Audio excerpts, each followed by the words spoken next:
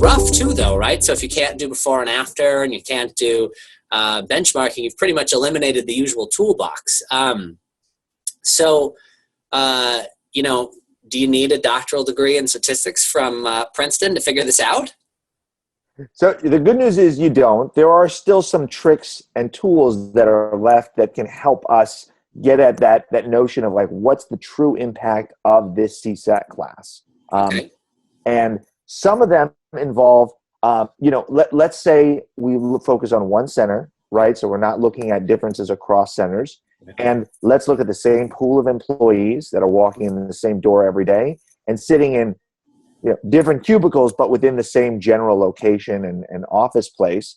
And we can start to potentially design what I would call an A/B test, right? Which is an experiment, right? The gold standard in the sciences is a randomized controlled experiment where I randomly assign subjects to either a control group or a treatment group.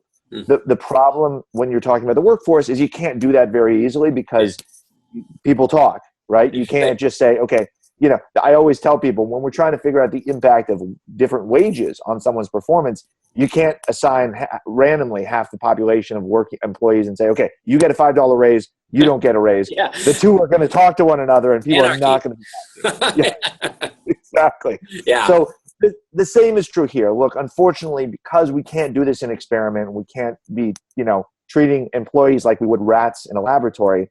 We can still design as close as possible what I would consider an A/B test, Okay. which is making an intervention available to those employees, right? And hopefully you're going to see different adoption rates. In an ideal world, you would prescribe to one group that they do this and that the other group that they don't.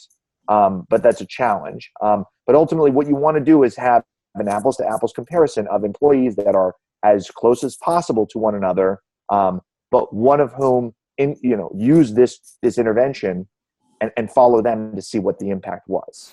What if you do the same thing? You go in and there's a CSAT improvement class, and the average is 4.5, for the both groups for the class, and after the people who took the class go down to 4.3, and the people who don't take the class go down to 4.1. That to me looks paradoxical, right? It looks like they added, by the math, 4.3 minus 4.1 means the CSAT score, the CSAT class improved by 0.2 for that group A, but then everything went down. So how does the CSAT score improve things if everything goes down?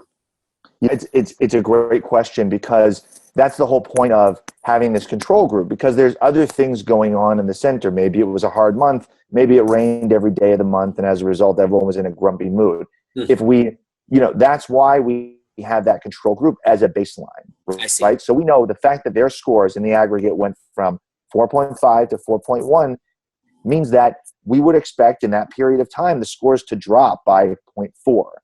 Whereas for the group that got the intervention, it didn't drop by 0.4. It went from 4.5 to 4.3. That means that, they dropped in CSAT scores, but not as much as the control group. And so the good news is that's really why we do what we're doing here, so that we have this baseline to compare to. And you can say, no, the CSAT class actually produced an increase over and above what you would have experienced if you hadn't gone through the CSAT class and you had just dropped like the rest. Awesome. So it still was a net contributor, even if there were other detractors that were bigger, and how much. Exactly.